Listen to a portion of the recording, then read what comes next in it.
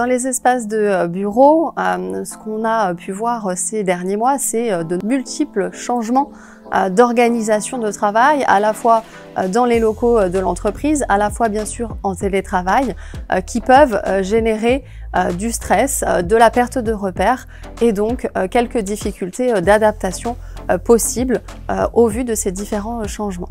Justement, en parlant de stress, Sophie, il y a un exercice qui est tout simple pour le bien-être au travail et puis pour abaisser le stress, c'est l'exercice respiratoire sur 5 minutes. 5 minutes durant lesquelles vous allez pouvoir abaisser le stress. La première minute, vous mettez votre main sur le ventre et vous allez inspirer et expirer.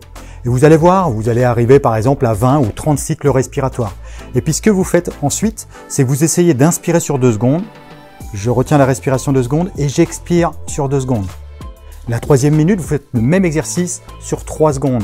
La 4e minute sur 4 secondes. Et la 5e minute, vous allez reprendre votre test et vous allez voir que d'un seul coup, en 5 minutes, vous allez abaisser les stress. Et ça, que ce soit sur un échange avec un collègue, lors d'un entretien, lors d'une situation qui n'est pas forcément évidente, eh bien, vous allez réussir justement à pouvoir gérer votre stress. C'est vraiment important d'avoir ces techniques de respiration qui permettent d'abaisser au niveau physique la tension, mais aussi au niveau psychologique.